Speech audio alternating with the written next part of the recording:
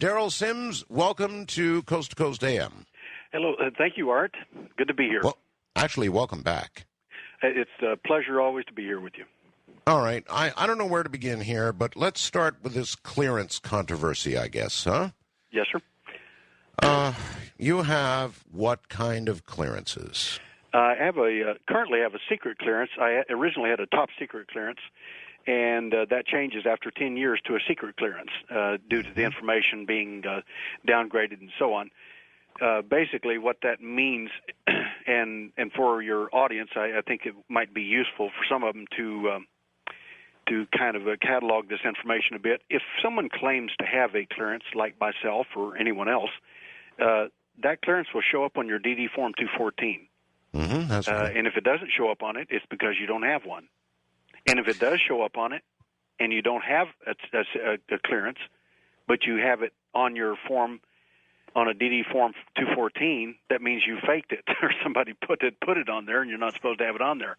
The problem with this, to me, and I get this a lot because I speak a lot at the conferences. I just got back from a European tour, and one of the questions I usually get out of the audience, at least at every conference, is, what's your clearance, and what do you think of so-and-so who's telling everybody all these whopper secrets directly from the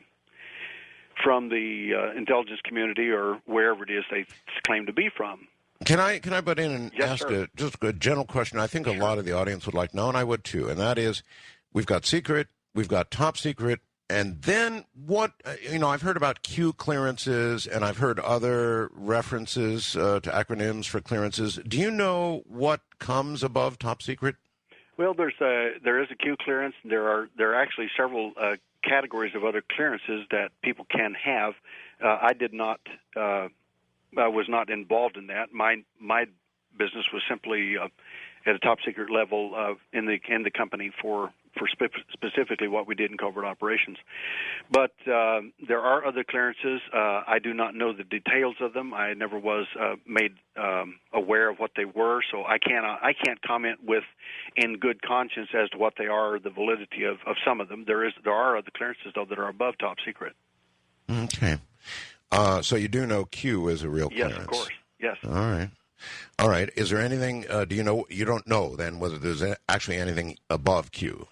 There are different designations, and this often sometimes further compartmentalizes information so that you don't have these type of as bad of problems as we had with the FBI guy for years that was feeding the Russians everything they wanted for about 20 years. The problem with that, the reason Russians were so confident to challenge us on every issue is this guy, and I have no idea how he did this, had so much access to what our actual strategy was, our battle plans for war, that when he gave this information to them, they challenged us obviously on various points, and they found what would work and what wouldn't. That's why they were successful in challenging us all those years. They could get away with almost everything, and we didn't know. We did not know he was handing everything to them. So they were reading our playbook, so to speak. They knew exactly where to challenge. Well, I recall, I was a medic in the Air Force, surgical tech in the Air Force. And I remember when I went TDY from Okinawa to here in the Philippines, as a matter of fact, to Clark, I had to get a secret clearance. And so, and prior to that, I had not had one. So it's kind of on a need-to-know basis, or a need-to-know. In other words, they don't go out and just automatically give anybody a clearance. You don't get the clearance until you have a reason to need that clearance. You just don't automatically get it. That is correct. Okay. Why did you need a top secret clearance? Well, first of all, to answer a little bit about what sheep dipping is that basically what you said was correct. They borrow you from the Department of Defense or wherever you're at. Department of Defense does this. That's the catch-all for whoever wants you out of that fish tank, so to speak. They draw you from there, and then you go to wherever you're supposed to be. Mine was the Central Intelligence Agency for 2 years. The reason for my purpose having to have a top secret clearance simply was because of the nature of the base where I was stationed.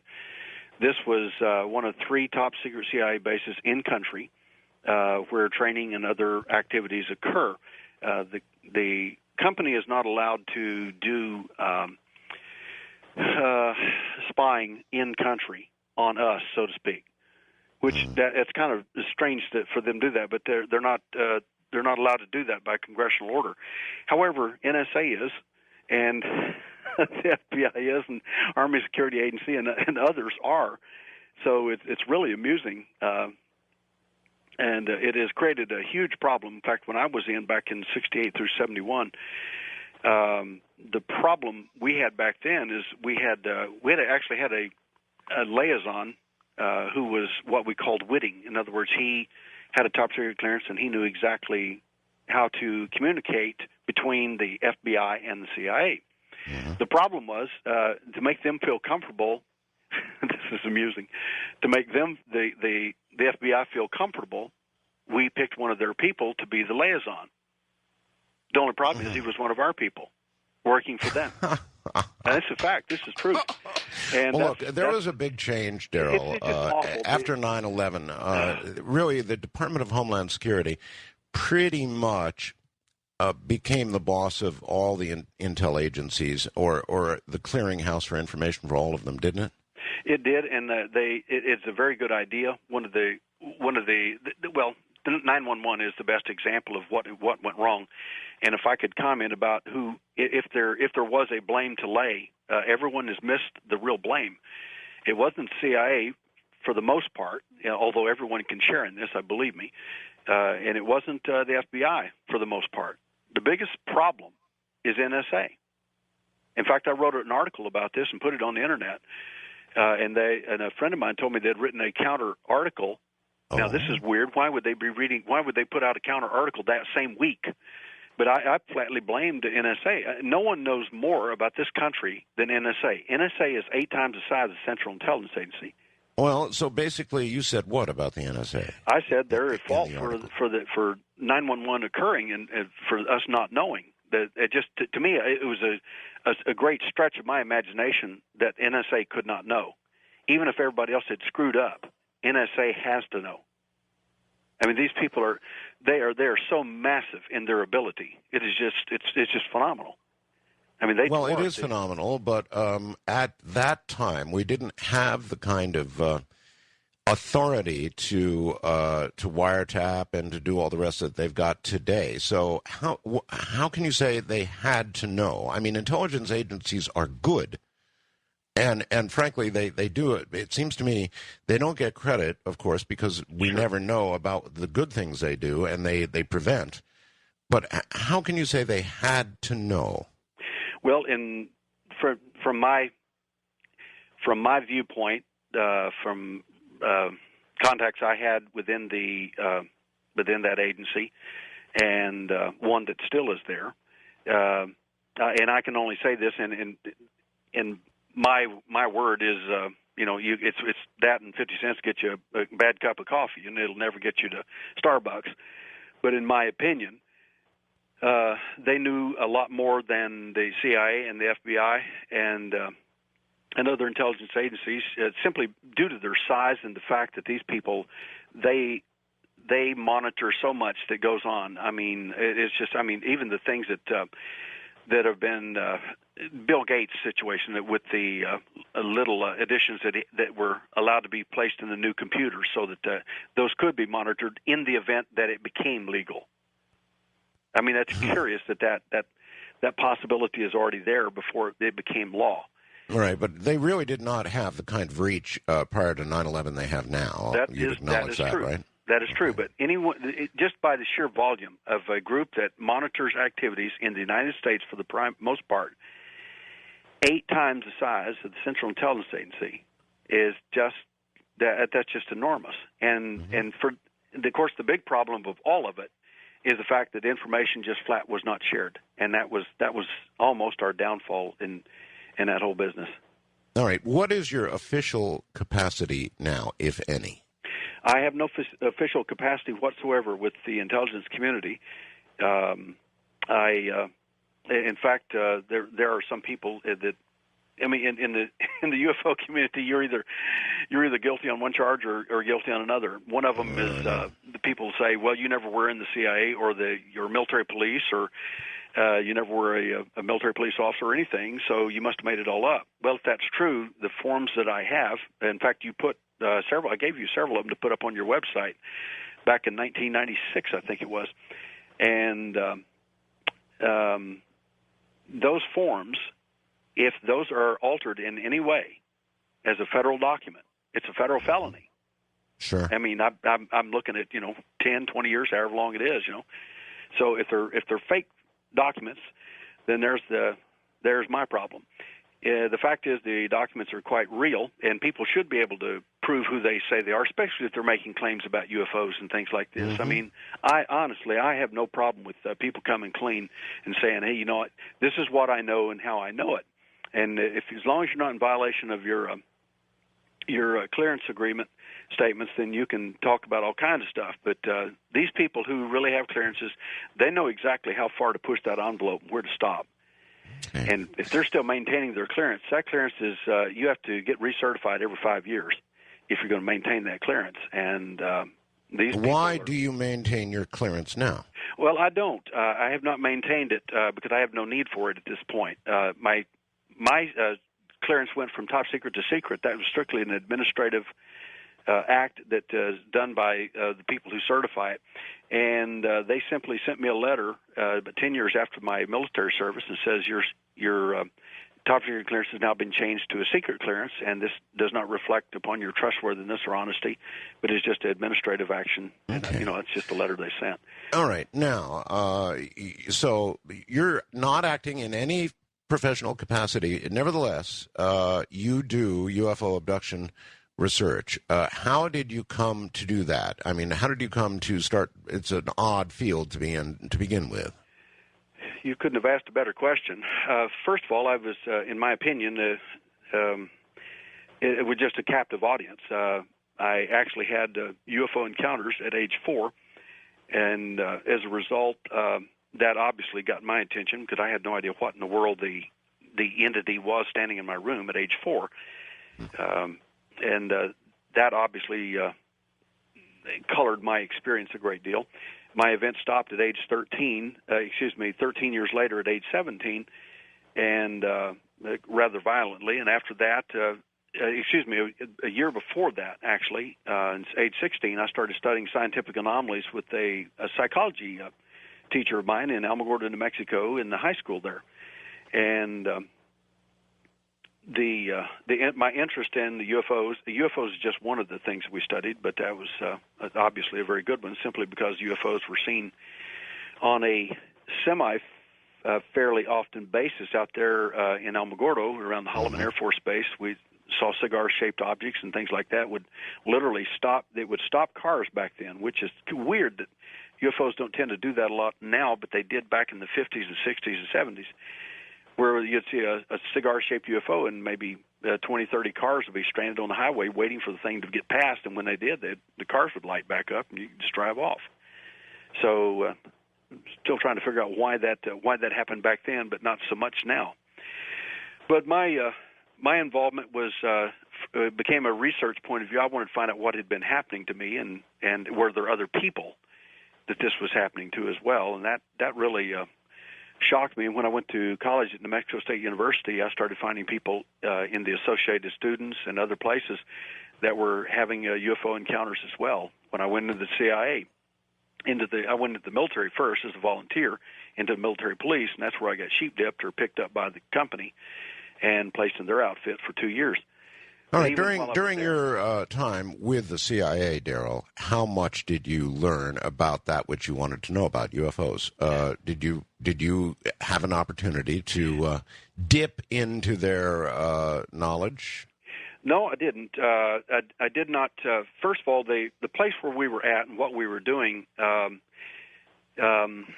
was a lot of stuff that we were privy to, but it was not in the UFO arena. And I was actually doing UFO abduction work there, not for them, but on the side on my own, and I didn't allow them to know about that. because I didn't want to create a conflict of interest or get bounced or anything else out of a remarkably interesting job. So I wanted to stay there. So that was my rationale for not making that public. Of course, I would have listened to anything. I did see some things that did shake my attention, but it did not prove to me that it was UFO related. But it's just that these are the things I can't talk about. But I did see some things that. Well, I want to get to things you can't talk about. Relax, Derrel. Really We're gonna take a break here. We'll be right back. This is Coast to Coast AM from Southeast Asia, Manila. I'm Art Bell, and we'll be right back. Yes, it is. My guest is Derrel Sims, and I have a feeling that we're having this discussion about clearance levels for a specific reason. I could be wrong, but the UFO community on a regular basis shreds itself. There is more infighting that goes on in ufology than any other field I can think of. I mean, they just rip each other to pieces, and it certainly is damaging to ufology. And I just have this feeling that Derrel opened up with a discussion of clearances because he's probably taken a little bit of heat about that. We'll find out in a moment. Nothing in the world rips itself up like the UFO community. Derrel, is that why we're talking about clearances? Have you been bitten by the group out there that bites?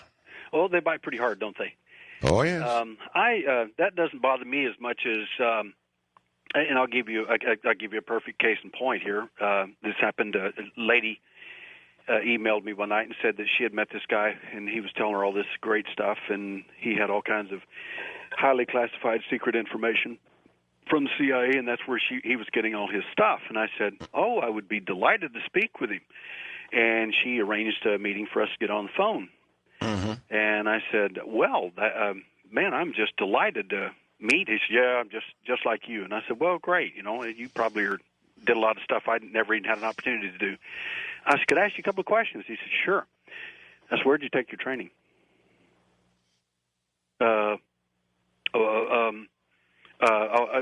Quantico. And I said, "Really?" I said, "Funny, I never was there." I said, "That's a lot of FBI stuff goes on there, doesn't it?" I said, "There's other training that takes place there too, other agencies. But that's not what we did." I said, "So where did you finally get sent to?" Well, I was a spy. Okay, well, that's enough of that. I mean, it's guys. Anybody that makes these claims, all you have to do is pin them down, and if they can't tell you who their handler was, they can't tell you where they came from. And again, if it doesn't show up on their DD Form 214, it's because they didn't have the experience. Mm-hmm. It's just that simple. And if they do have that on their form and they're lying, I mean, you want to get somebody in a lot of trouble, that's the way to start. All right. Well, anyway, it's Moxnix because the UFO, a large part of the research you've done has come post-clearances, post-military anyway. So why don't we go on to that? I just had a feeling that we were kind of talking about that because you probably took some criticism. I know the UFO community just rips itself up, and they probably do themselves more damage than the most serious skeptics out there. I think they do, and my only reason of bringing this up is because the Gulf Breeze 6 is an example, a group of people who claim to be, who they actually were NSA. There were 6 of them NSA, and they just one day they went AWL and left Germany and just took off to Gulf Breeze, and that's a whole bizarre story. The point is that each of these people actually were NSA. They're very low level, for entry level. I mean, there wasn't anything. Oh, I recall the story very well. I interviewed one of them. Yes, I know them very well. One of them came here to Houston to visit me, and I just flat told him. I said, you don't quit telling people that you have contacts inside and that you're still doing all this stuff. You're not. Why don't you tell me why they did what they did? What was told to me by the ringleader of it was that they had this idea that they wanted to, in theory, exploit their UFO contact. They felt like that's what needed to happen, and so they went to Gulf Breeze and they went AWL. Of course, to me, as a former military person, I have a totally different view of that. you, for whatever reason, couldn't handle it. You wanted out, and the way you wanted out is to start a UFO story. And he said, well, then why didn't they prosecute us? And I said, you actually think that any intelligence agency is actually going to prosecute you for studying UFOs if you go AWL on them? They won't touch you with a stick. I mean, they don't want to be near you. I mean, that would be to your credibility, not theirs. So no, but why not just prosecute them for being AWOL? And anyway, they went to. He said, I said, well, so what did you do? He said, well, we went to Gulf Breeze, and I said, then what? And he says, we had a friend of ours come down, and I won't mention his name, but he said he got together with us, and he said we pulled out and I had this. There must have been 50 people present when this statement was made. I mean, I was floored when I heard the story. He says, we pulled out a Ouija board and started asking questions about UFOs, and that's how we got all our information. I remember that, yeah. I said, oh, my God. I said, I'm out of here. I do remember that. All right. Oh, my gosh. All right. Look, you've got quite a story to tell, I guess, about something that's occurred in a case that occurred in Pennsylvania, right? That is correct. So let's move on to that. What can you tell us about this story? This was a rather remarkable case. The individuals, it's a multi-generational circumstance. There's a grandmother, there is her adopted son, and then there is her daughter, and then 2 grandchildren. And every one of these people are all abductees in the same family. Now, what's amazing about this case for me is the fact that when they first called, when she spoke to me and everything, and she was referred to me by Brian Vike, a very, very nice man up in Canada, and he said there was apparently a lot of physical evidence, and he said, we just don't have the capacity to handle this, so I'd like to turn it over to you. And I said, sure. So as I talked to the lady, I listened to her, and I realized that she was black, and I said, could you give me your a little bit of the story? And she said, well, basically, these entities have been coming into my oldest son's room, and have been basically terrorizing him. And says he goes to bed about 4:35 in the morning every day, and then he has to get up to go to school, and he lives this way, and this has been going on for some time. And says we have to get some kind of resolution to this. There's something we've got to do. We've got to help my son. I said, well, I'll actually fly up there and meet with you. I just need to collect some more data. And I said, could you give me some background on your genetics? And she said, well, we're black. And I says, well, we all are something, but probably we're a lot of something else too. And she said, yes. She says, well, we're actually Cherokee Irish. And I laughed and I said, 45% of our abductees actually fall in that category. She said, you're kidding. I said, doesn't matter if they're black or not. I said, the amazing thing to me, I said, a lot of black people do not admit to abductions. You hardly ever find black people admit to this. Well, that is true. And then there's another factor here. You said that it was an adopted son. He's an adopted son. Yeah, now normally it follows genetic lines, and that wouldn't be the case here, right? Well, she was asking this question to me whenever I started explaining this to her, and I said, well, David Jacobs made a wonderful statement. Someone had mentioned, my wife had mentioned it to me because I'd not read his book, and the book stated, he says, among young people, he said, that are abductees, he said, they seem to be promiscuous, and this seems to be, he said, we don't know why this seems to be. And my viewpoint on it was it made a lot of sense to me. If researchers are finding out that there's a predisposed genetic disposition in these families, that if it's systemic and it's in the families itself, and now the investigators are finding this out, and you are secretive in if the entities are secret, and they are, what would be the best way to hide that? Well, one of the best ways to do that was to have the children to basically produce children, young pregnancies and so on, and then for those children to be eventually adopted, and therefore most of these children, like this young man, would be lost in the system. Mm-hmm. The only problem is that he got picked up by abductees because the grandmother, his mother, and the other relatives in the family are all abductees too.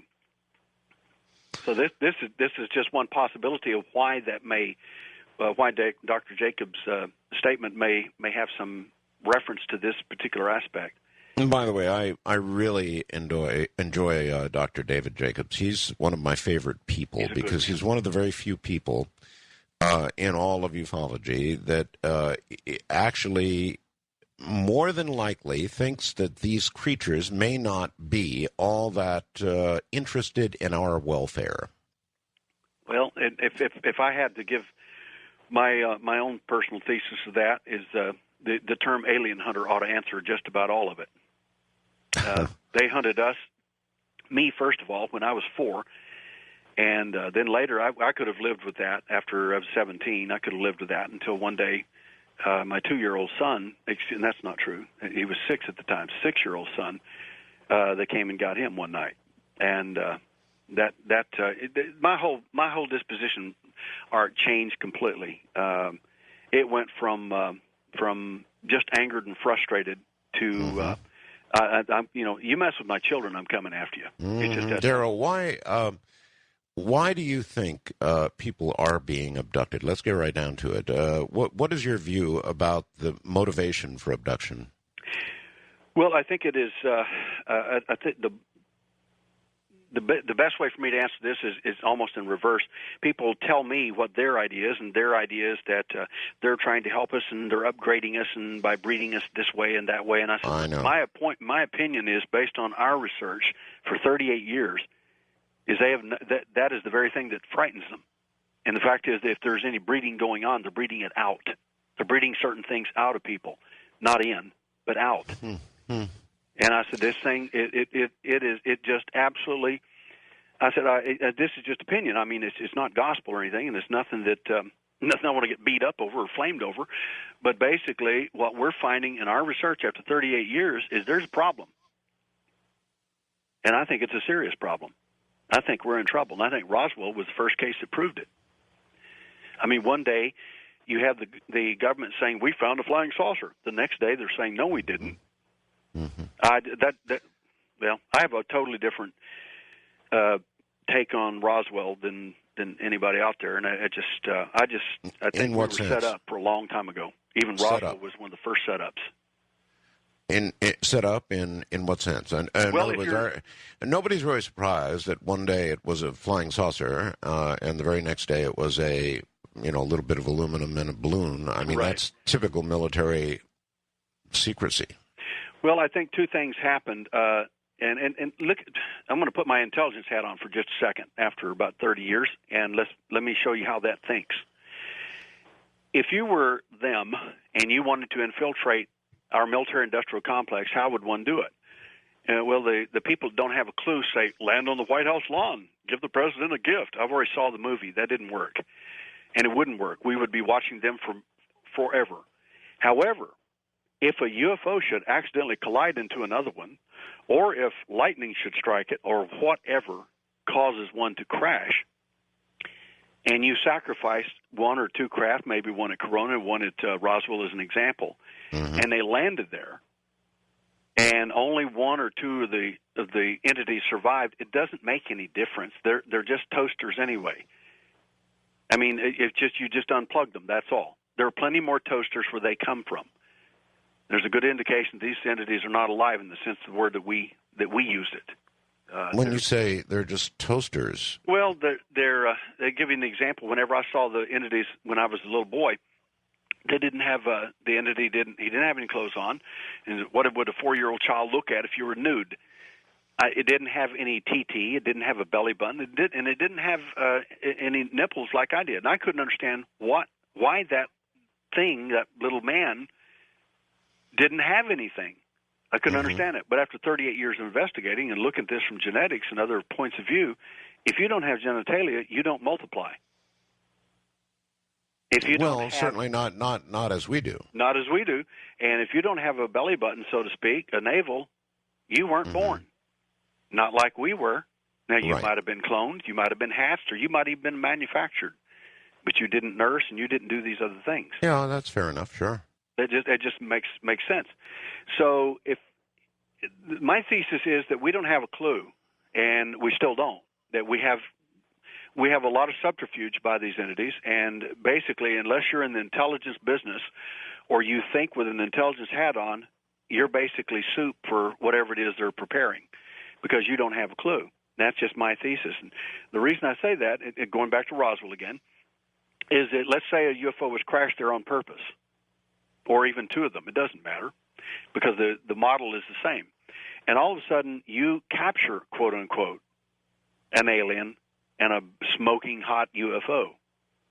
Now you're in charge. There's nothing to be afraid of because you own them. The only problem is that there's not one abductee out there in the entire universe that can't tell you if one of those little entities gets near you, he can download your information from your brain so fast. It's incredible. Most of the abductees, and I've interviewed many, many over the years, have come back with the attitude that they're pretty warm and they're pretty fuzzy and they're not, other than the people that were just flat out terrified, they've come back with completely different attitudes, like they're here to help us. They're our friends. Well, I think the best illustration of your point there, and mine too, at the same time, is the Charlie Hickson Calvin Parker case. Here, two police officers doing their job get abducted during the course of their police work. One of them comes off the craft, Calvin Parker, comes off the craft with his stomach cut across, and his blood has literally soaked his jeans to the knees. And I interviewed both of them. I know them very well, for one of them best way. And here he is. He comes off the craft, an abductee. Charlie Hickson comes off the craft as a quote-unquote contactee. Now, the contactee is being defined as someone who feels like those events, whether they were pleasant or not, they were for our best and highest good, and these entities probably know best what to do with us, and so basically we should obey them and do whatever we're told to do. That would be a contactee. An abductee has had a different experience, and they probably remember a lot more of their event and their body. They pay attention to their body, which gives the feeling and the sensations of things that actually occurred. Now, here are two men on the same craft at the same time. One comes off an abductee, another one comes off a contactee. One of them's cut across the stomach, holding his stomach, bleeding all the way down to the knees. Which story do you think I'm going to buy first? It sounds like probably the one with the physical evidence. One of them became, in my opinion, it's something that we see often with this. And I discussed this with John Mack over in Istanbul, Turkey, as well when we spoke over there. He says, "Why do I find a lot of these people that come up contactees, and you find a lot of them turn up to be abductees?" And I said, "John, I said I respect you. I have a lot of respect for you." And I said, we're just discussing. He said, "That's all." He said, "Fire away." And I said, "Okay." I said, "First of all, you realize these entities provide a screensaver memory for everyone that's there. They give a nonsensical memory, such as a 3-foot owl with large black eyes or whatever, something that would make you question your own event." I said, "You're hypnotizing the screensaver memory, and that creates a system of a continuous system of subterfuge in that person's mind. And what you're getting is not true. It's not accurate information." Mm-hmm. And he just was stunned. And I said, "You're kind of a new kid on the block." I said, "You got these wonderful credentials." I said, "But I don't think you know the difference between memory and recall." I said, "It's not showing, in my opinion, based on what you're telling me." I said, "We have people that are contactees as well." I said, "But it's not beyond our detection to see that these screensaver memories that these people have, it's like a computer. If you leave a computer alone, that screensaver comes up. Well, that's kind of what happens in our abduction experiences. But if you ever grab that abductee, so to speak, and shake them and get that screensaver off or remove it, you'll get back down to the hard drive and find out what's really in there." And in the cases where you've done that, Derrel, in the cases where you've gone past the screensaver, is there any common theme? In other words, are we talking about a negative experience? For the most part, that is the case. And I've worked. Now, this kind of hits hard. I've worked with top psychics and others in the country who feel like their experiences were positive, pleasant, uplifting, and everything. But once I got past the screensaver, they just lay there and scream. All right, hold it right there. Lay there and screamed. I'm Art Bell with Derrel Sims. We'll be right back.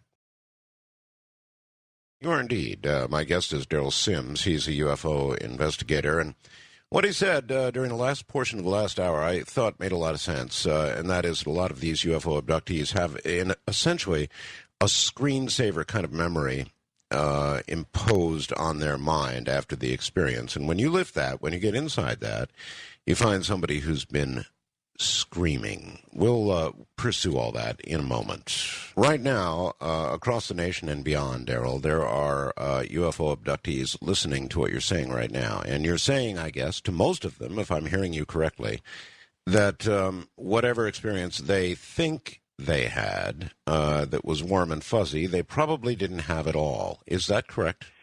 That generally is the case. It doesn't mean that contactees out there, people who refer to themselves as contactees or have that mentality, it doesn't mean some of them didn't have positive experiences, because it depends on what it is they're going to do to you as to whether you refer to it as positive or not. But the issue is that many of these people, including abductees, have been given a screensaver memory, and once you get past that, in many cases, you're going to find something else. A perfect case in point is a professor's wife I worked with over in Slovakia when I did a presentation for the former intelligence agents from the Soviet Union and the Soviet bloc that broke off from the Soviet Union then. And we all got together and had an incredible time, and I gave a 4-hour presentation. And one of the things I did was to work with his wife afterward. She said, I've been a contactee, and I just feel like something's wrong, and I don't understand this. And I worked with her maybe 15 minutes, and I'm telling you, she started screaming. She says, oh, my God, they're lying. And she figured that out. No one told her a thing. She figured it all by herself. You just have to teach them to remember with their body, because your body remembers everything.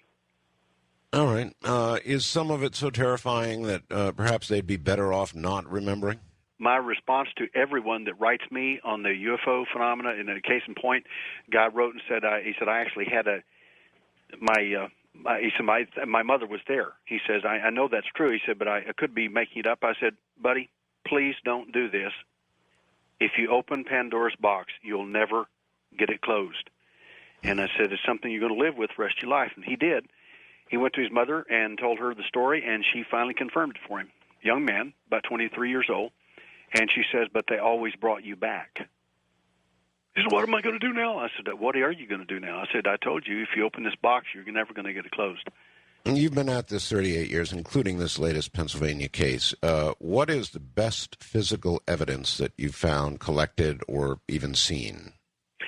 The best physical evidence that I've enjoyed and is some of the physical evidence we find on the abductees, or in this case, in the Pennsylvania case, we actually found in their home. They actually had a print of a large hand, which I put on. It's on your website, as a matter of fact. And under my presentation there tonight, it shows a whole series of handprints on the wall there, and we actually removed the sheetrock because it had a suet material, oily-like material, to the huge handprint. Now, I have very large hands, and those fingers are about nearly 4 inches longer than mine. Yeah, I'm looking at it right now. You say 4 inches larger than yours? Yeah, when they're stretched out, they're curled down. They're longer than mine, even though they're curled down. If you straighten them out, they're about 4 inches longer. They're very, very similar to the young man I saw on your website, a young man that had a handprint across his chest. And I wrote him about his event, and I said, I want you to look at this hand that I'm going to put up there tonight. I said, the reason I'm asking you to do this is because it's very similar to the same size of the hand that's on your chest.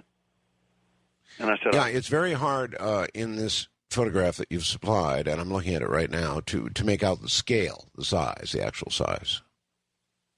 Look at the, if you can, go to the, I'm going to pull that up myself here. But if you can... okay. All right. You've got a... Yes, oh, I see. Yes, all right. Just pan down. You've got a ruler there. Yes, yeah, sir. You've got a ruler there. Yes, sir. Wow. The thing That's is huge. big. I've never seen one that big in the UFO phenomena. That's just very unusual. Yeah, I needed to scroll down. Yeah, I see you've got all kinds of scaling Yes, sir. here. Okay. Yeah, it's big, all right. Holy smokes. And then when I saw that one of the young man with the hand across his chest who woke up in the morning with that big print on his chest, I thought we may have the same guy here. So How did this handprint get on the wall? The young man describes the entity, even consciously, at some of these events consciously, the entity leaning against the wall there. And, of course, naturally, I talked to them. She was doing a lot herself, but I'd mentioned to her that we need to check this with fluorescent lighting and different kinds of light, infrared and ultraviolet lighting. And she started doing this as best she could before I got there. And then she actually took a marker and drew around the soot that was there to give an illustration of how much material was left on the wall. Obviously, we want to do DNA testing on that and find out if there's anything there that we need to know about.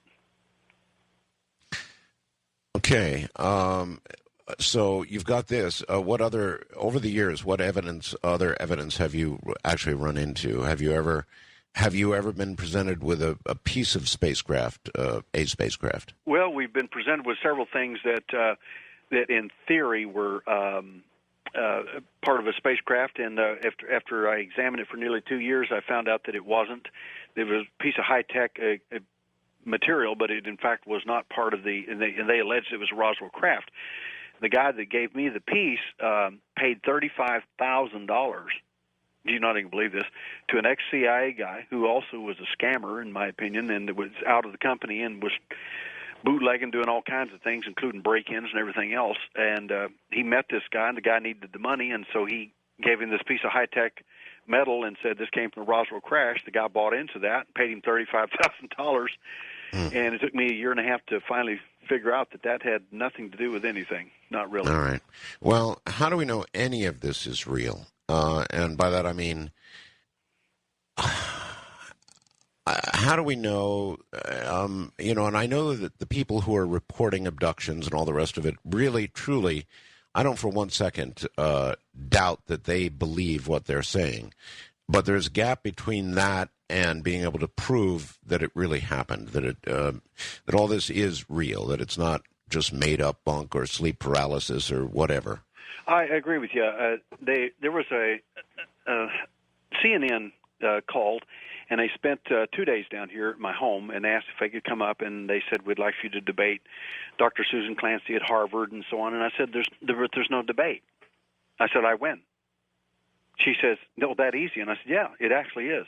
Oh, no, wait a minute. How do you win so easily? She said, well, what do you mean? I said, well, the problem is, I said, you're asking me to debate, and it was Bud Hopkins and David Jacobs and myself. You're asking us to debate her viewpoints. I said, her premise is incorrect. She said, what do you mean? I said, well, she's assuming that everyone's asleep and they're having sleep paralysis. She said, yes. I said, young lady, I said, I was abducted when I was hunting in a hot New Mexico desert at 16 years old. What kind of sleep paralysis do you think I was having in broad daylight? I said, do you know that over 60% of abductions occur in daylight or in waking times? I said, her premise is incorrect. But let me play devil's advocate for a moment. Sure. There are instances of people having psychotic slips, having all kinds of psychiatric short-term problems that are remembered by that person in certain ways, even during waking moments. How do you prove it, Derrel? Dr. Jean Mundy, professor emeritus, Long Island University, did a study specifically. She teaches this on a PhD level. I said, why didn't you call her in as one of your consults? She will tell you that by and large the abductees, she's interviewed many of them, she said these people have no psychopathology. Same thing John Mack and others found out. There is no psychopathology that is resident in these people by and large. They're normal, natural people having amazing events. She said, first of all, hallucination isn't even formed that way. And you can't have group hallucination over 50 years. It isn't going to happen. It's not the nature. Should I teach this on a PhD level? Yeah, but And we she have mentioned not the same. moved all. We haven't moved all of this, Derrel, from the anecdotal story to hardcore proof of any kind at all that takes the whole abduction scenario from stories and certainly interesting stuff to reality. I don't know how we move it from here to there. Do you? Well, one of the things we've done is to focus on, this is exactly our viewpoint, is to focus on physical evidence. And this is the reason the Pennsylvania case interested me, because in my view, if we don't provide the medical and scientific community with good, solid evidence, we're not going to be able to make a case, period. That's why I finally wrote a book after 38 years, because I think now we can make a case. I think we've got sufficient evidence now we know where to go.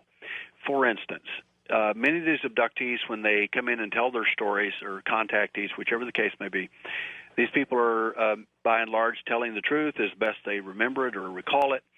And one of the first things I look at when I look at these people is to do a handwriting analysis on their handwriting after they fill out this 25-page form.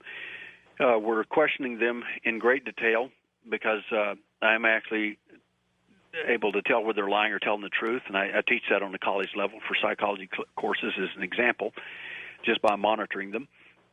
And then second, and which is really important, after you get into their case, like the Pennsylvania case, is there evidence of any contact? I don't care what your story is there evidence? Okay, objectively, let's look at the evidence you've got. You've got a handprint on a wall. Yes. That they sort of outlined after the fact. I'm not sure what that proves. You've got a soil sample taken from, I guess, allegedly where this craft landed. Is that correct? Yes, the lady had mentioned that she heard a huge, this will really rattle some of your people out there in the audience, a helicopter come in the middle of the night. And, of course, I'm sitting here listening to this. I know it's not a helicopter. And if the story is true, it is highly likely it's a ruse for a UFO. And she said, but I don't understand. How could it come through those trees and that level and with the guide wires and things here? But the next morning she sees where the grass is burnt out there in three places in her backyard, and 33 feet apart in a triangular form. And she's absolutely sure that was a helicopter. And this is a perfect screen memory. She was so sure. She woke up, heard the helicopter, and she said it was just so loud I couldn't believe it. I said, why did it not wake up any of your neighbors?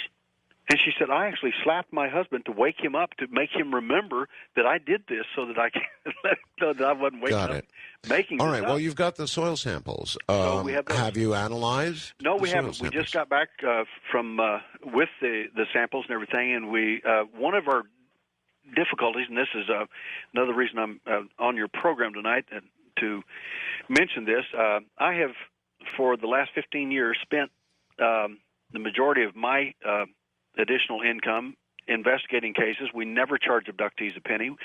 We performed 24 surgeries to date, or have been responsible for 24 surgeries. And any portion of that we did, we never charged them a penny. We just don't do that. We don't charge anything for any of these experiences. And I've never asked anybody for money, and don't want to ask anybody for money.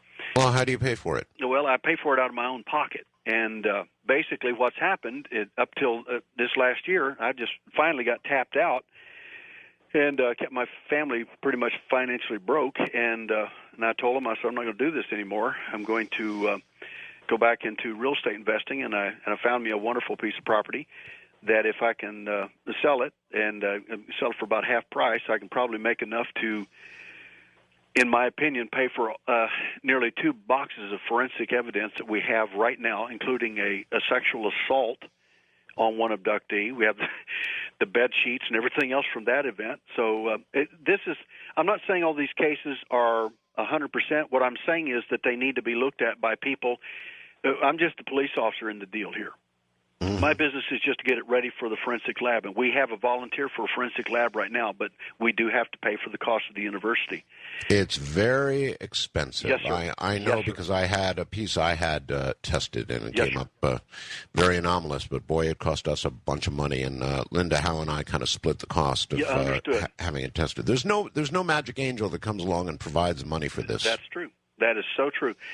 So what I've done is I literally prayed about it. I mean, I honestly felt like that if I need to be doing something here, that there need to be some kind of other help. I mean, we got everything against us, and I came into a remarkable situation where a $5 million building with over half built, a medical facility, came.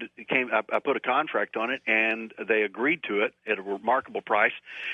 And if I can sell that building to, I will pay for not only all the UFO work that we've done here, but if that thing does go through, I will call you back privately and tell you what we're really going to be looking at, which, in my opinion, will be the smoking gun, so to speak, of physical evidence. But that's at this. So you point, have something you cannot tell me about? Right now? Not over the phone. No, I'd need to do that in person.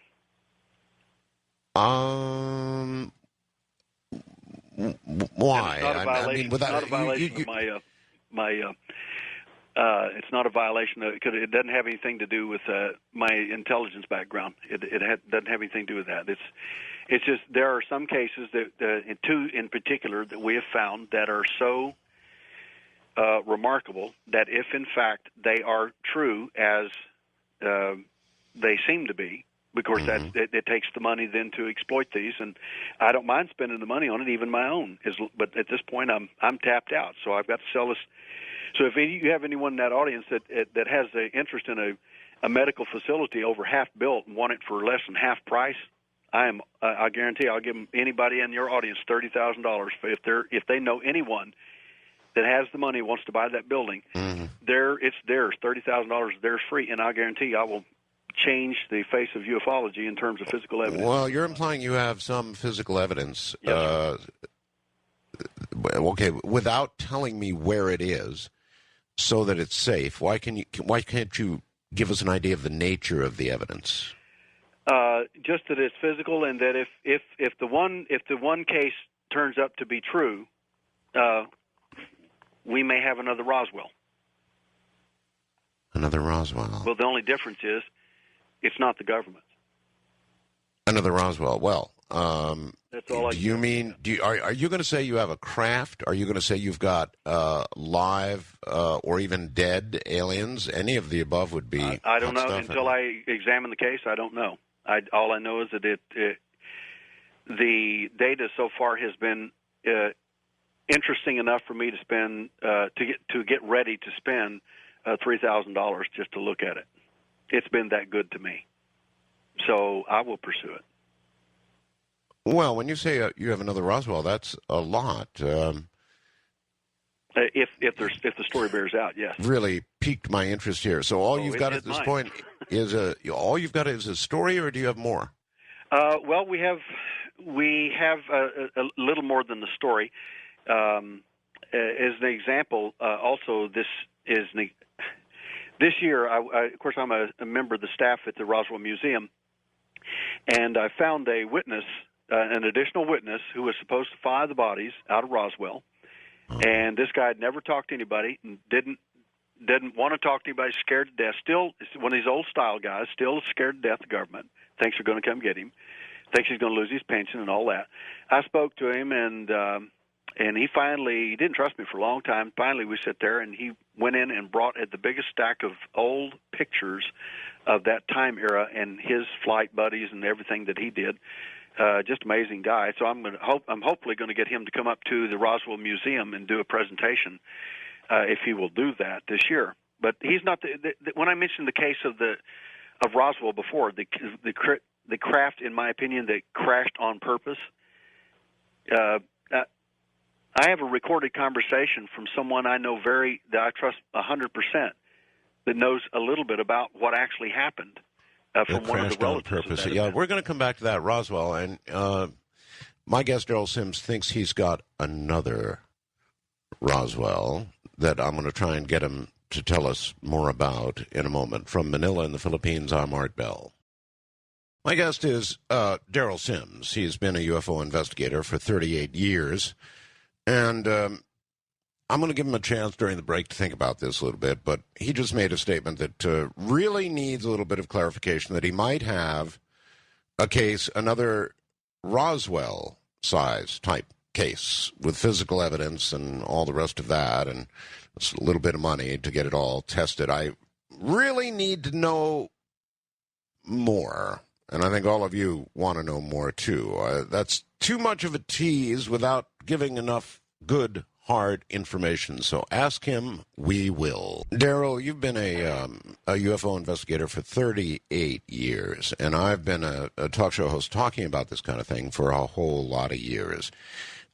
What we're going to leave the audience with tonight, if we don't go further, is a sense of just frustration and that they're not getting the real information. I mean, you sort of, I don't mean to appear mean, but you're laying out some stuff here and telling us what you can't tell us. You know, just too much of a tease without enough information. Derrel? They say in real estate investing, the first person that speaks is the loser. I see. So I guess that's going to be me. The fact is that there are other cases that, first of all, we have that do have physical evidence that we are reasonably confident in. Even some evidence has been studied by genetic labs. Dr. Carla Turner, the late Dr. Carla Turner, gave me personally before she passed away. And other evidence that still, again, it just takes money to do this stuff, and that's the reason I want to sell this major building to do that. My secondary reason for wanting to sell that kind of a complex is simply because there are cases on very rare occasions that come up like this one that has, and there are two of them that I'm looking at right now, that if the stories are true, and there again, they're still stories at this point.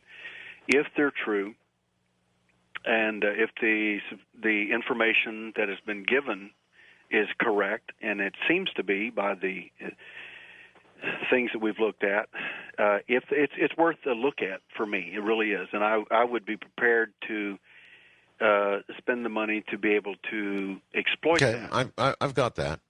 But give me more. You say you might have another Roswell. I don't care. Substitute something. Give me some idea of what this case involves. It would just be, let's just say that if the story is true and the evidence recovered is satisfactory with that story, we will no longer, you will probably not be having a lot of guests on your program after that, talking about,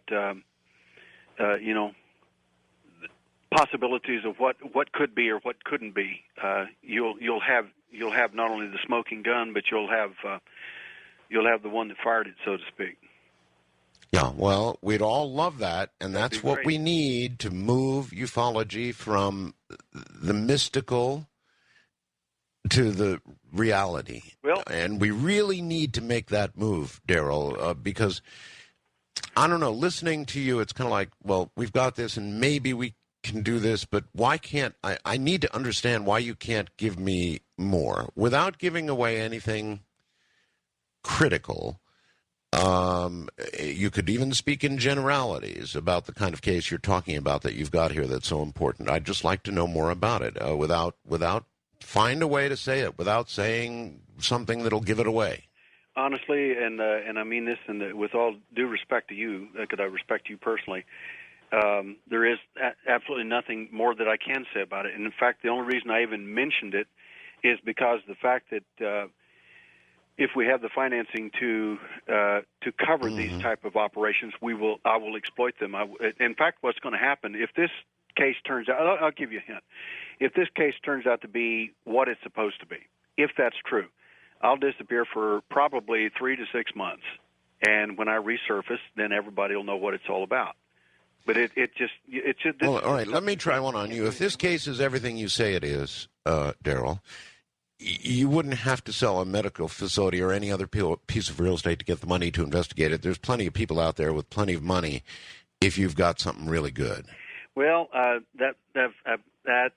have not found that to be completely true. I've worked with several different people in the field, and even worked with NIDS, and which is a good organization. Well, then you know then that NIDS, for example, has the money behind it if what you've got is really solid. Well, the fact is that you're in an awkward position there. The people, and rightly so. And this is the reason I always do everything my own way. We even have people from other UFO organizations that sends us their physical evidence to do the examinations of, because they don't trust their own organizations, because their biggest complaint is that their data disappears, and so does the evidence. The buck stops with me here. You know exactly where it's at. And in this case, whenever you have people who are funding you, so to speak, there is an expectation, and a reasonable expectation on their part, that they want to know all kinds of stuff. And in cases like this, that's the true. The reason you don't have a Roswell now, and you probably have had one or two since then, is because people open their mouths, and that stuff will disappear so fast you cannot believe it. Well, I do understand what you're saying, and it is true that people who provide funding, and that they do have a reasonable expectation to understand they're not wasting their money, Derrel. Sure. So that's why I want to spend my money.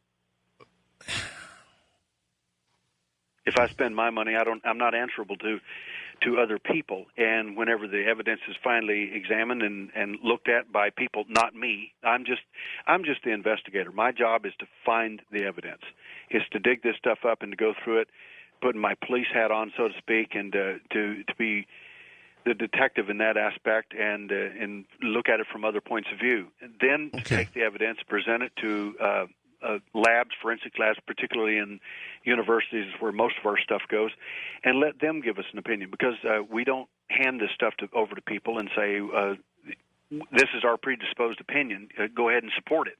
All right, so you're distrustful of groups like NIDS or any other similar groups. You're distrustful of them. Is that correct?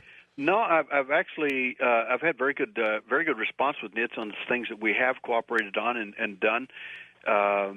There's as you hinted out very well, in the UFO community, there is just a lot of. It's just far easier if you have your own money and do your own thing. You don't have the politics and so on. In our organization, we have a number of scientists. Two of them are NASA scientists, and others. We have quite a few people that are on our team, and the rules are real simple in our organization. If you want to fight, if you want to create a problem, your history. It's just that simple. I don't care how valuable you are, how good you are. If you're not going to be a team player, you can't play. That's all. So that's the only real strict rule that I have about it. I don't mind the skeptics. I love skeptics. It's for scientists we have. We just don't allow debunkers, because they already know what they're going to do. But skeptics are fine, and that's great. But we just will not allow people to. I'll give you a perfect example. I asked Bob Bigelow when I was speaking with him. I said, Bob, I've got to ask you a question, because it's always going to be asked of me that did you actually spoke to Bob Bigelow and you didn't ask him the big one. I said, so the big one is this. You offered a lot of money to the MUFON and the Fund for UFO Research and CUFOS. Why did you withdraw it? He said, I'm glad to answer the question. He said, it's real simple. He said, Derrel, he said, out of it was either 2 or 3 years that he had offered all that money. He said, I couldn't. He said, the only requirement I had for those 3 organizations was to do one thing only, and that was to pick out any project you wanted. It didn't matter to me what it was. I will pay for it. But you all have to agree on what that one project is. He said, Derrel, in all those years, I could not get all those people to agree even on one thing. I was so frustrated. He said, I finally withdrew my money. No, I believe it. So there's the answer to the question. Why do I want to use my own money? I mean, if NIDS can't deal with it, with the UFO community, why would I want to try it? Well, if you have something as big as you're claiming you have. Well, it's the claim is their claim. It's not mine. It's until I look at it, I'll make no claim. It's very interesting. Well, for you to even bring this up, you had to have had some sort of look at it. You know. something. There must be some proof or some level of validity that you've determined there is to what you know so far to even have you mentioned this on the air as you have. Sure. That is correct. I'm interested. It's got my interest. It has certainly got my interest. It certainly got mine too, and I certainly wish you could tell me more about it. I wish I could too. You have no idea. I am not. Let me give you an example of how you could tell me about this. You could say, look, in the southwest part of the country, or the northwest, it doesn't matter.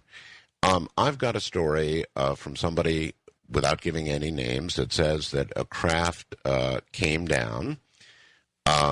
And that we actually have this physical craft at a certain location, which I could take you to and allow you to collect all the physical evidence you want, or there is a being, or there's a body, or there's a live alien, or something. In other words, you could give me a kind of a general idea of what it is you're working on without telling me any specifics. You should have been in the intelligence field. Yeah. That's good. Answer is no, and respectfully so, because if you knew the story, you would get on to me for even mentioning it, especially if it were true. If it turns out to be everything that it's supposed to be, or even if it turns out to be half what it's supposed to be. So anyway, it's just my job to explore, and that's what I do. That's the detective part of this. I'm a licensed private investigator in the state of Texas, and this is what I also do. I mean, this is my policing background. All this is brought together in this field because I know that the events are real. We've got a sample of an alien hair that was left by a woman. You remember the Chalker case in Australia? No, not offhand. Remind me. It's the individual was assaulted by a female Nordic type, for lack of a better term, blonde-haired female alien, and she sexually assaulted the guy. And he, during the course of this, couldn't apparently overpower her mentally. So as a result, he bit a part of her flesh and kept it in his mouth. And there apparently was a hair sample as well. And they did the DNA analysis on this and found that there are only like 6 people on the whole planet that have that DNA. And the best example of it is in Mongolia, in a rare tribe, which may, again, suggest all kinds of other things to the people out there in genetics. But we've got a case right here in the United States with an alien hair sample of a guy who was sexually assaulted, almost the same story, elderly gentleman, and actually had the hair sample. So we've got that as well. We probably got 2 boxes of DNA evidence of even one person who, an artificial insemination, which MUFON recently stated by their doctor that those really don't exist in terms of alien artificial inseminations like the Betty and Barney Hill type situation. Well, if that may be true, but we may have evidence that shows something different, sonograms and other things that show something vastly different in there as opposed to a woman telling a story. And when you put all those things together, and then the possibility that we may have a possibility of 3 people who are here without, and of course, the doctors are not going to be real surprised to find out that the husband's not the dad, the father, but they may be very surprised to find out the mother may not be the mommy. So, in other words, that would mean that some sort of embryo was implanted? Yes. Is that what you're implying? Well, okay. Dr. Jacobs and Bud Hopkins, myself, have all said this for many years. Every abductee says what? They either took my sperm or they took my eggs. We felt like they did. Well, the question everybody needs to be asking, instead of, oh, they're helping us, they need to ask the big question, where's the milk factory? Where's all this stuff going? And what are they doing with it? Not just there, but what about here? All right, let's go backwards for a second. You said that you thought that the Roswell craft was crashed, if you want to use that word, intentionally. Yes, sir. Why do you believe that? Well, it's just a thought I have. one day I just got to looking at Roswell. I'm not a Roswell investigator. Stanton Friedman and these other boys are, and they're doing a great job, and I appreciate that. Right, but to make that statement, you've got to have some solid reason for. But the fact is, I wanted to look at Roswell from a totally different point of view. I wanted to look at it from an intelligence point of view, and if one wanted to penetrate the United States government or any government, what would be the best way to do that? Well, one of the best ways to do that was for allow us to capture you. In effect, any abductee or contactee out there can tell you that one of these entities, little entities, can download your thinking process immediately. They know exactly what you think. They know everything about you instantly. Mm-hmm. It's really a remarkable process. The point is, it doesn't matter whether you're captured or whether they captured you. But if we capture, well, I suppose that's true. So, what you're saying then about Roswell is just sort of a scenario that you put together. The fact is, they crashed the craft, in my opinion, and eventually there would be a handler of the alien entity or two that survived. The handler turned out to be one of the top generals in the military-industrial complex. Well, duh. Let's suppose that the entities can do what I just mentioned, and you just placed your top general. Now, what makes this story interesting is I found out about 2 years ago, and this came from someone very personal, very close to me, as someone I trust with my life. They met an individual who was a relative of the high-ranking general who was assigned to the alien entity. And on the deathbed of this general, he told the relative the whole story, not just the Roswell, but the rest of the story that he did not tell the rest of the military-industrial complex. Well, I'm sure they'd like to know what that story was all about. The fact is that he ended up becoming a, you want to hear me to put it in an interesting term, the Stockholm Syndrome, he became a victim of that himself and actually became friends with the entity. And this entity hoodwinked him from the word go. And he never did tell the military-industrial complex the rest of the story of how they were friends. He only told them the things they needed to know in terms of intelligence and so on. What he didn't know was he was being used, that he was as much a pawn as the alien was for their causes.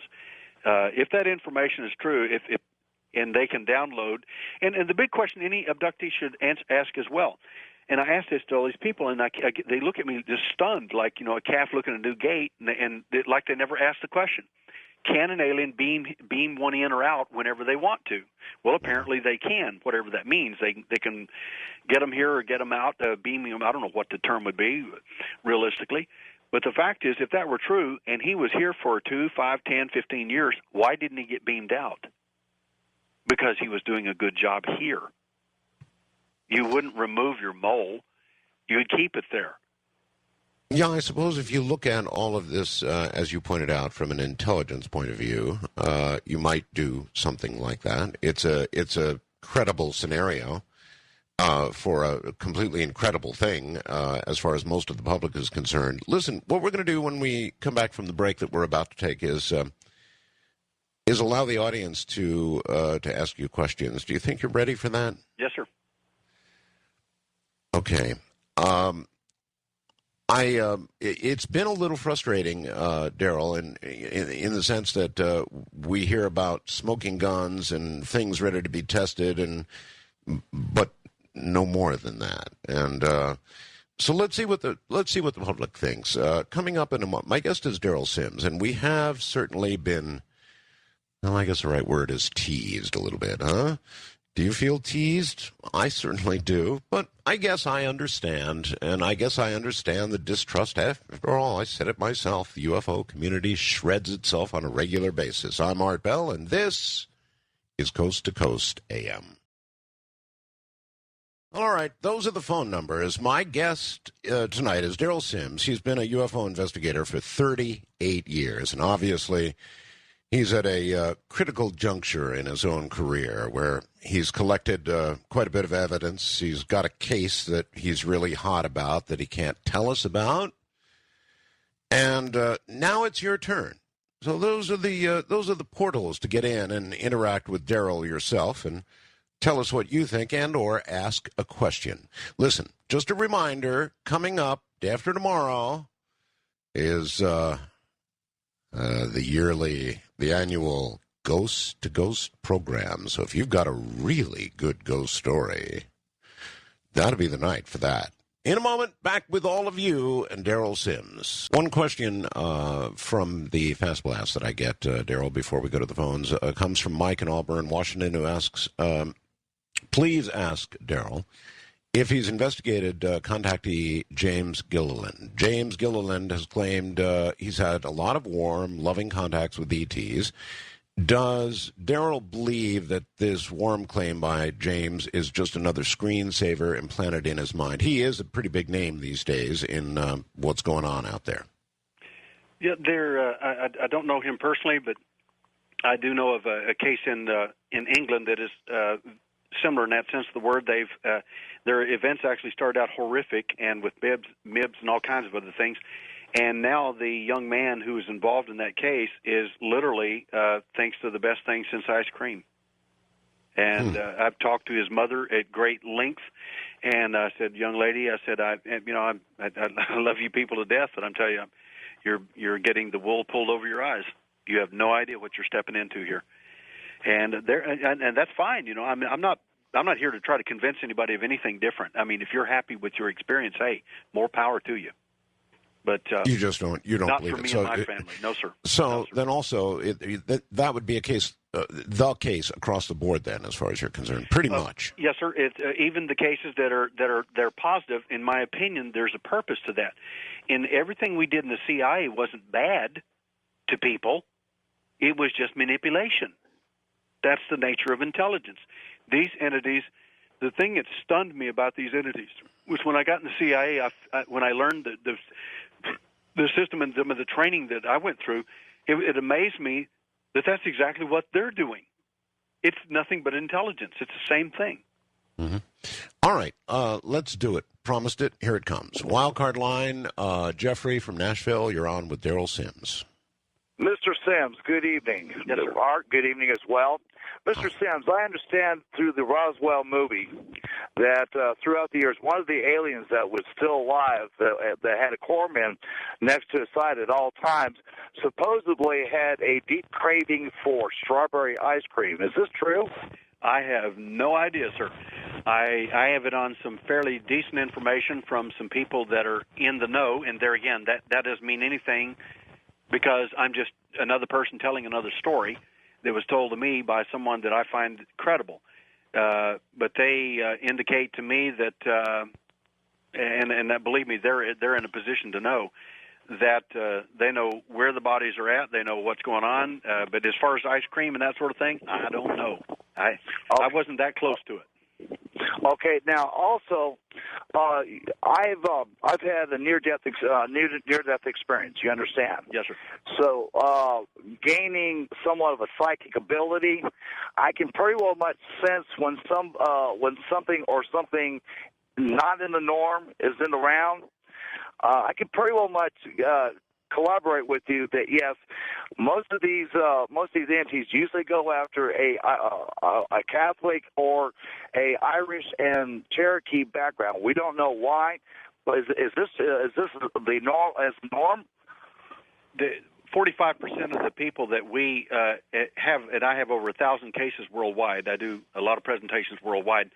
Over 45% of these people are Native American, Indian, Irish. All right.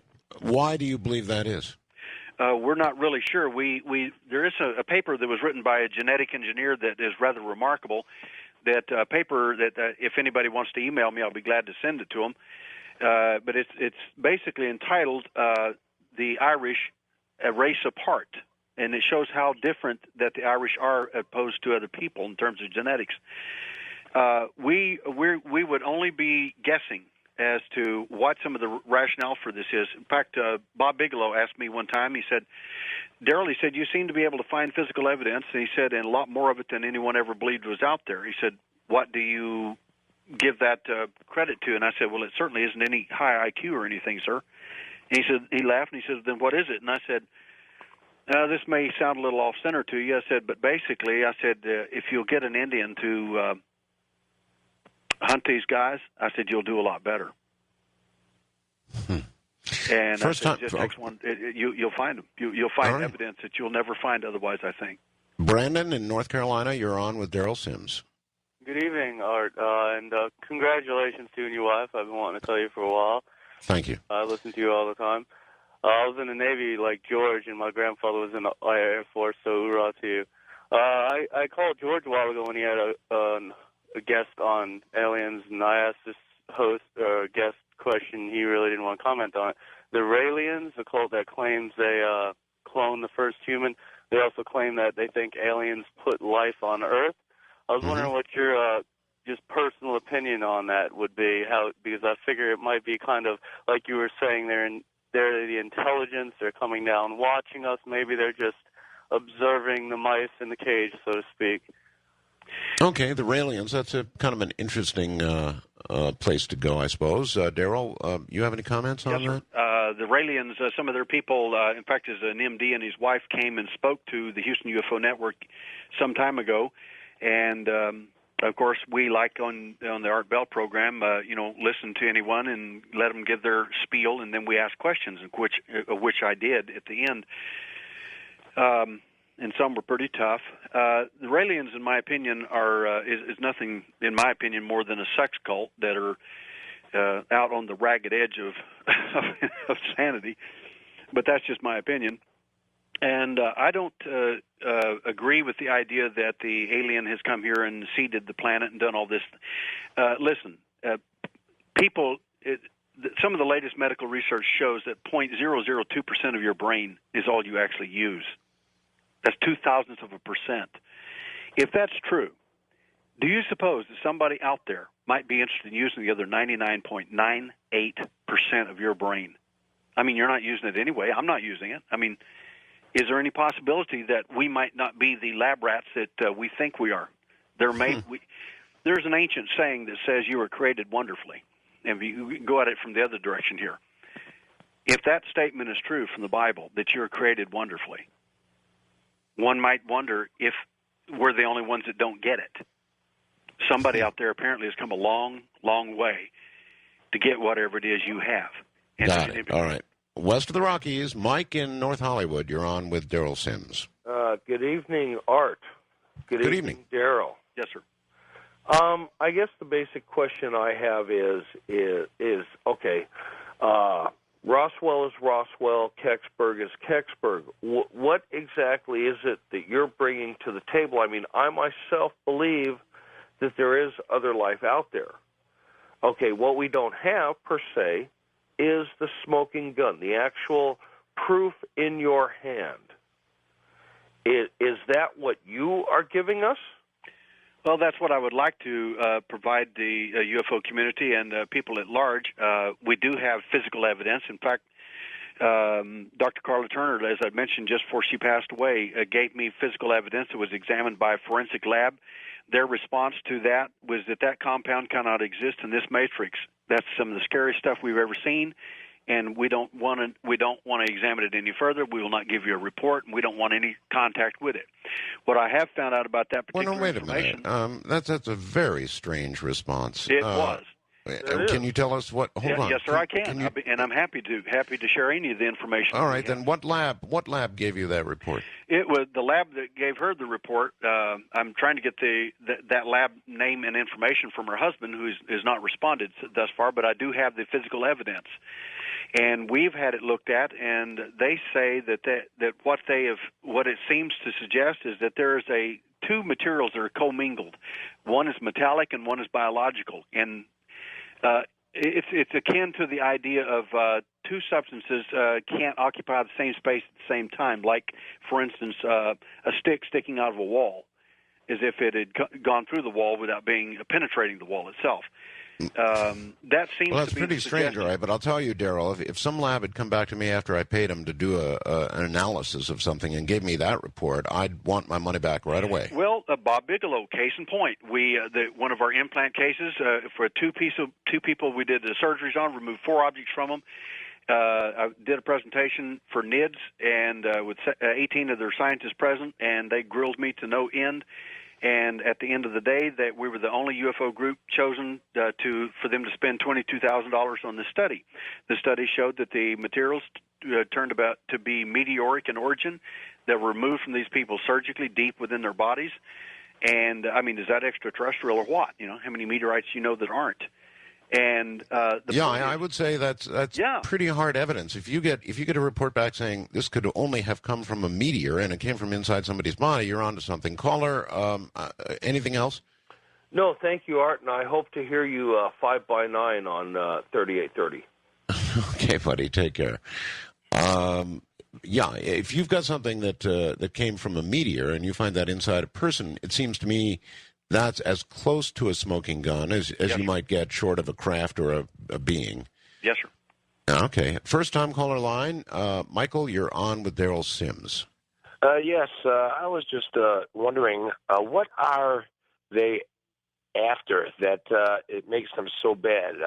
I listened intently, and I don't know if I missed it or what is the problem with these aliens that is making the experience so bad, and that these are not friendly aliens? What are they here to do to us or, against us? Well, there is let me take you to my personal experience very briefly. My event started quite harmlessly. Entity was in the room. There he was. I don't know what in the world the thing was. I just have a better idea about what the makeup of it may be. But long story short, after 13 years, I became what you might refer to as a resistor in every sense of the word, and I was not cooperative in any sense of the word. At that point, they sent somebody a little bigger to handle the problem in my last event. I refer to them in my book. I break this hierarchy down a bit and go into this, but basically what they sent was the butcher, so to speak. And when they can't deal with an individual who's part of their program, and they can't manipulate that, and they can't do anything with when you become obstinate, I guess, for lack of a better term, they send somebody to solve the problem. MIBs show up when there's a problem that the alien can't handle, and that's just the bottom line. It's just the SS of them. The extraterrestrial Guido. The system. They just don't understand it. All right, your book is Alien Hunter, The Evidence in Light, correct? Yes, sir, that is correct. How long has it been out? It's just been out a few months. I've just, after 38 years, I wrote it, and a movie director asked me, he says, why did you take you 38 years to write a book? And I said, because I didn't think we could make a case until now. I said, but I think we can now. You believe your book makes a case? I think that it indicates that there, in fact, is plenty of evidence around, and that it shows abductees and other people how to find their own evidence and process a lot of their own stuff.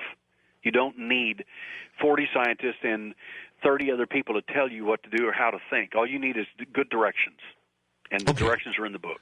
All right, let's go to the international line all the way to Mexico. You're on with Derrel Sims. Hi. Hello, this is Stephen from Guadalajara. Yes. I have a question for Derrel and an offer, I suppose. It seems to me that throughout the entire conversation, you never have been specific about anything regarding this investigation that you want to conduct and expose. And it seems that there's a money problem. What if, not if, but what would you do or would you consider if I were to write you a high six-figure check and insist upon only one thing, that I be allowed to accompany you on your investigation? And the reason that I am willing to do this and curious is because at the age of 11, I was abducted in a little small town just outside of Guadalajara, and I have about 2 hours of lost time that slowly over the years has returned in memory form, and I have never been able to get anyone to believe me or assist me in understanding just what the heck these people are, these entities are up to. Yeah. Well, here's the thing, caller. That's very interesting, and I'd love to talk with you further about that. But why would you be willing to write a six-figure check without high six-figure? I think you said without having an awful lot of details, if not most of the details of what you would be investigating. Well, that is why I placed the codicil there of being able to be at his side. Yeah, but you wouldn't write the check until you knew, right? Oh, no, I would absolutely write the check and then accompany him on his investigation. I just would... Derrel? It would answer so many questions for me. And what was it one man said many years ago? One man's nickel is another man's treasure. Yeah, that's right. Okay. Derrel? I am interested in your offer, and if you are as blunt and as truthful as I am, I would seriously consider that, and you're welcome to contact me. And my contact information is on his website there, and contact me tonight if you like, and I'm delighted to speak with you about it. And if my opinion is this: if you do not trust the find, or you do not trust me, or any part of this research, then, and I mean this, and I do truthfully, you should not invest not even one penny unless you are absolutely confident that I or what I do is not serious. If we're not serious, then you shouldn't put a penny in it. Well, I know that that's why I do my own money. I know that there is something going on. Yes, sir. And I want to be a part of finding out what happened to Amen. me and what has happened to millions of people. So I can get to you through the coast to coast, and my name is Stephen from Guadalajara. All right, I'm sure he'll be watching for your email, Stephen. All right, thank you very much. Que pasó, mi amigo? Okay, take care.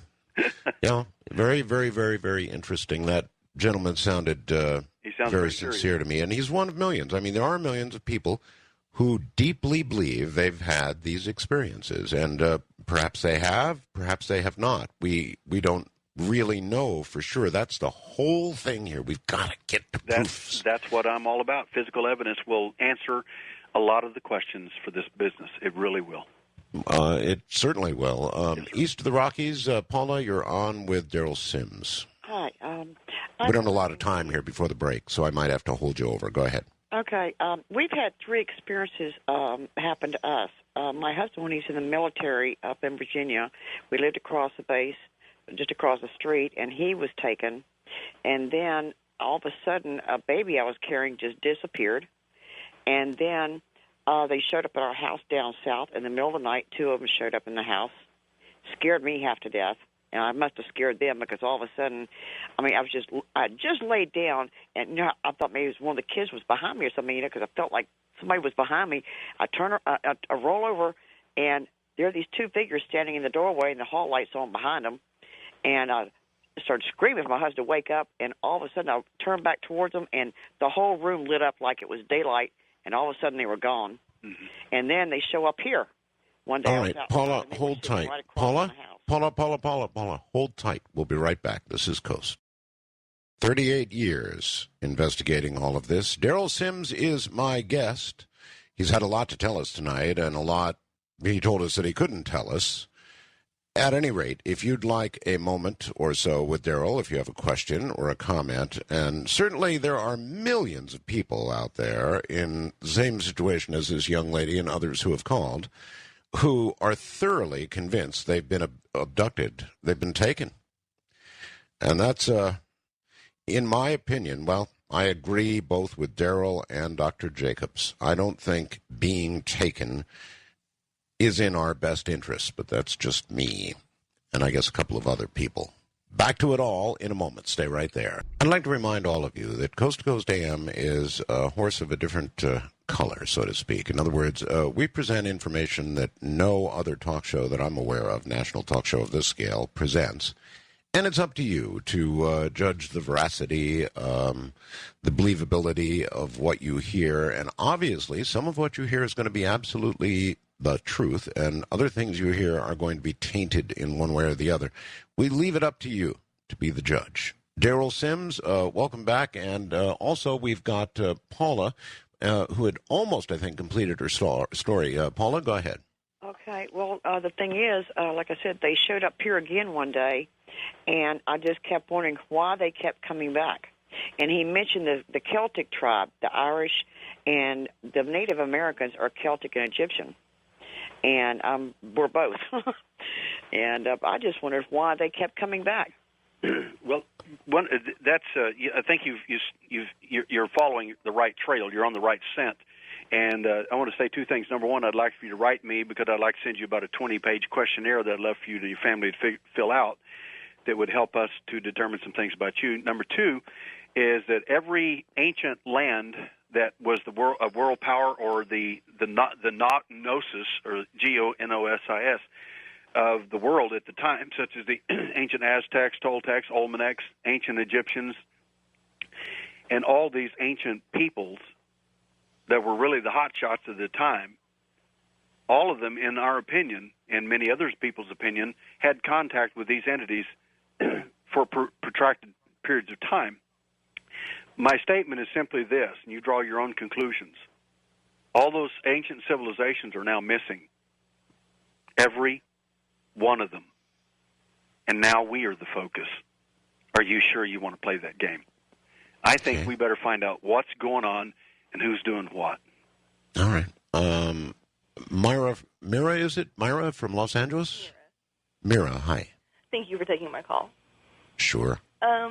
I had a basic question. I'm a very open-minded person, but I'm also a logical person. And I tried to listen to this guy's story from, an open-minded perspective. And it's kind of been very difficult for me to really listen to him because I feel like he's talking to a very specific group of people rather than speaking in a very logical way. Do you know what I'm saying? I can address that, I think. Yeah, go ahead. But first of all, I'm the only UFO investigator that I know of that was asked to speak to 250 surgeons in a paid program on medical complications of alleged human alien contact. Okay, but you use terms like in fact, or the fact is, and I find it hard to listen to people who use words like fact when there's no documented evidence that's there for the entire world to see and actually experiment or see for themselves. Well, and there's just certain words that you're using that kind of are a little disturbing to me and make me feel like there's somewhat of an agenda there, and also the mention of like money and real estate and stuff. I'm just wondering where you're coming from exactly. Well, first of all, I finance all my own work. I ask no one of anything. I don't. I've always paid for everything. Not one person out there has ever been charged a penny for anything I do, and there are people in the UFO community that could never say that. My point is that I don't have any interest in I want to pursue the phenomena and find out where this thing leads, and I'm willing to pay for that out of my own pocket. But it seems to me a little bit like you have some idea set in your mind that you're trying to prove rather than this open-minded approach of just approaching evidence. It seems like you have this entire theory laid out. Well, I have my own ideas. And I find that hard to take a little bit. It's almost like a politician talking. A little bit was the impression, and I don't mean it in any disrespect to you. I'm just telling you my first-time kind of impression of hearing you speak. There was a little bit of that kind of, politician talk almost going on of, like, not really answering questions. And it's just, as a listener who's trying to just, listen to something objectively, it's a little hard for me to take you seriously sometimes. And I'm just wondering if you have, like, a reason that you've gotten to that point where you speak that way, or what, what's your perspective on that? Well, my perspective from my point of view is, generally speaking, right brain dominant people tend to tell stories, and they tend to lean upon illustration, metaphor, and this sort of thing, whereas primarily left brain dominance, they're interested in extreme specifics, and they want details that collate their experience. They're something that they can relate to in the same fashion. The problem in the UFO world is that there is not a lot of physical evidence that's out there, and most of the evidence that we do find is already tainted. The forensic labs and others that we've talked to and professors want this evidence in pristine form. They would prefer that you bring people in with fluorescence on them from alleged alien contact. They would prefer that you just bring them into the university, just fly them in there, and they'll take the evidence themselves. Well, that's really expensive to do, and most people are not going to fly all over the country to get some material removed from them that they feel like was part of their experience. So we're in a catch-22. A professor from MIT told me one time. He said, Derrel, he said, you're between the UFO community and the academic world. He said, because those two worlds are probably never going to meet. He said, the fact is that there has to be someone that will bridge the gap. And I have no idea whether I will be a good enough person to do that. I don't know, but I'm going to do the best that I can, and to bring that evidence. And again, the evidence that we gather, this is not up to me to decide what it is. It's only up to me to find it. It's up to the scientists involved, and we have quite a few of them that do this, to make their determination. If this evidence turns out to not be what it's supposed to be, or what it alleges to be, I don't want any professor or any scientist telling me or blowing smoke in my face and making me happy because he said something. I want to know exactly what it is. We have found quite a bit of evidence that did not measure up, and we publish every bit of it. We don't mind that at all. We're not predetermined to say what evidence actually is going to be, or we don't know that. We just don't know until the scientists examine it. All right, here we go. Wildcard line, you're on the air with Derrel Sims from Turkey, Texas. Yes. Good morning. Okay. Good morning. Good afternoon to you. I had one simple question for Mr. Sims. Has he done any research in the San Luis Valley of Colorado? The answer to your question is yes, I've been there several times. Yeah, I'm sure you probably know the investigator that does a lot of the investigations there. Yes. He's a very good friend of mine, and I've met him a number of times there and here in Houston, and he's a wonderful guy. I think that is very much like the Skinwalker Ranch. That area is just so hot, it's just amazing. It is. It is just an amazing place. I lived there for about 15 years, and during the time that I lived there, there was, seemed to be like every month something was going on. And up around the Crestone area especially, yes, and around that area, around the San Diego Cristo Mountains, there's a lot of activity going on around there. And I was just, curious to know if you had, been up there and talked to those people. I have, and he's quite capable of, to toot his horn here, he's quite capable of handling that without me. And we do talk, and he's asked me very recently to do some things for him, and I'm very excited to do that. He's a very capable investigator. I like him very well. He's well respected in the law enforcement and the scientific community in that area. So I appreciate what he's done. Chris he's a good guy. Okay. West of the Rockies, Claudia, your turn with Derrel Sims. Yes, good evening, gentlemen. Derrel, I just wanted to say I've really enjoyed what you've had to say, and I find that I think you're very credible, and I enjoy, actually, your independence and the fact that you're doing this independently. You should be congratulated. Anyway, I would like to come at this from a little bit of a different perspective, and you kind of hinted at it before. I do a lot of reading of mystical, sort of Eastern spiritual traditions that have direct spiritual awakening as part of the tradition.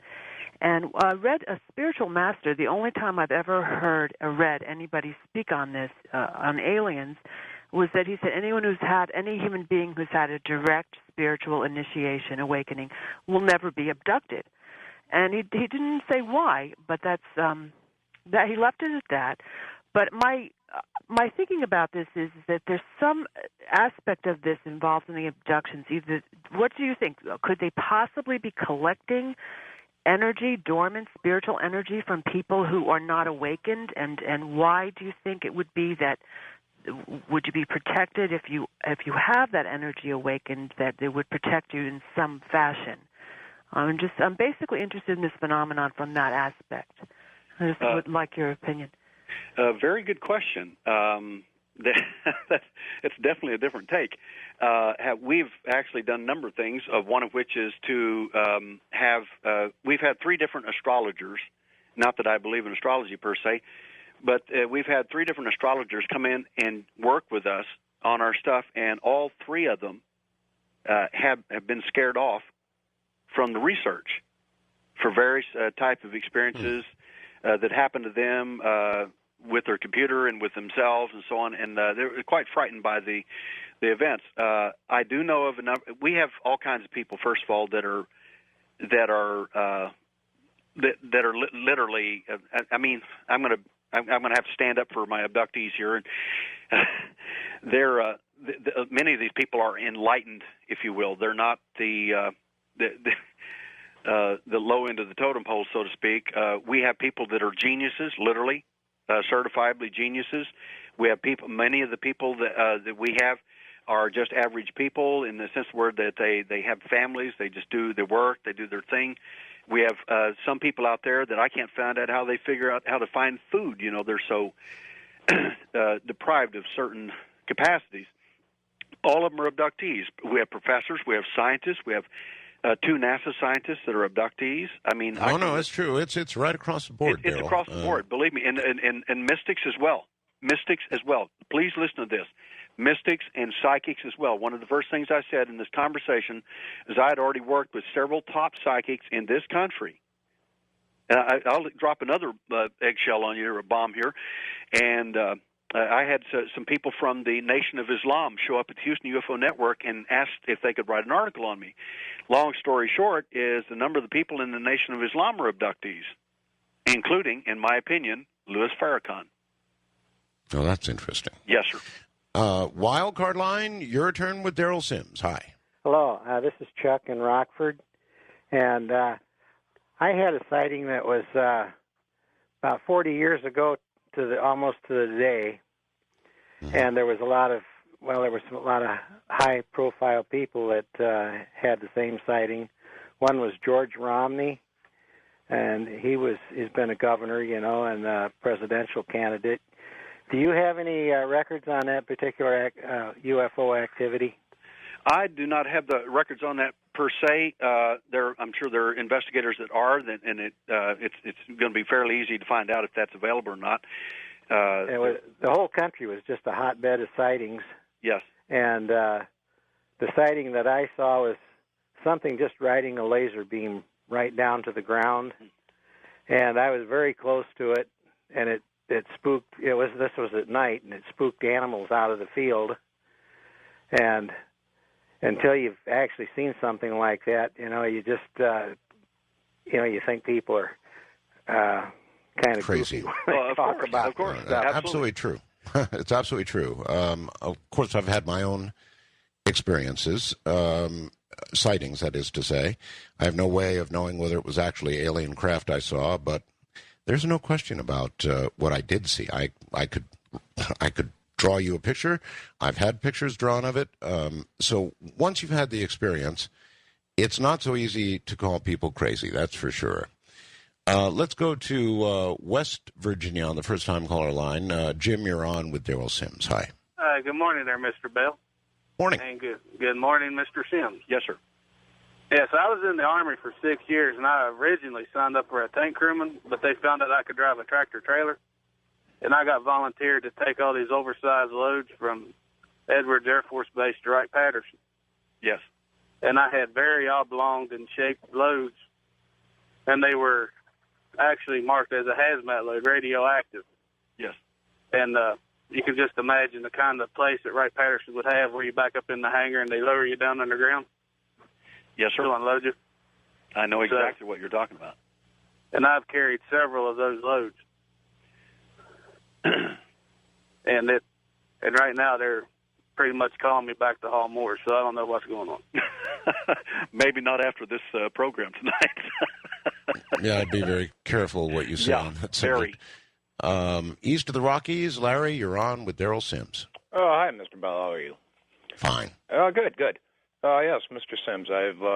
I've been abducted in my teen years, multiple abductions between 13 and 18, up until the point where I sort of learned how to fight it off. Oh, yes. And it would start with a loud electrical buzz in my head, which, as I came to, it was always in sleep. It would be like an electrical charge in my body, to where I couldn't. Well, that's very much like the beginning of an OBE. Out of body? Yes. Yeah. And I'd be able to open my eyes and look around a little bit, and then all of a sudden these beings would be there. And the memories are sort of short, but it's left me very disturbed and having continuing problems with sleep because of it. So, I was wondering, is there any type of, any kind of support groups or anything like that? As a matter of fact, I have one online. Okay. And if you'll email me, I'll be glad to put you online with a support group of a bunch of wonderful people. In fact, MUFON LA is a wonderful organization out there with the indomitable Jolene Ray Harrington and others out there on the staff are fixing to put some of their people in our support group there as well. It's all online. It's available. Well, this gentleman is in Buffalo, New York. I think he needs something a little further east. Yeah, that's a distance. I'd love to hear from you because I'd like to send you some information, and it will help you a great deal. Yeah, you would especially if you want to resist. Sure. Yeah, you had mentioned a questionnaire that you have. Yes, that, and I'll also give you some information on how to resist, and you may end up getting a few extra visits, and it won't be from the little guys. It'll be from probably somebody else. All right, we're going to have to end it there. The program is over. Derrel, there are millions and millions of people, as we now know, that the line just fills up with them, who have had this experience. They've been abducted. It's impossible to ignore. Derrel, thank you for being on the program tonight. Thank you for being with us, and I'm sure we'll do it again. You take care, bud. Thank you, sir. All right, that's Derrel Sims, and it is true. Millions of people, too many to ignore this experience, are out there. The lines just fill up with them. Hey, listen, Ghost to Ghost is coming up. Don't forget, day after tomorrow, I'm looking for the best ghost stories out there, and that's what you can look forward to. From Manila in the Philippines, I'm Art Bell. Good night.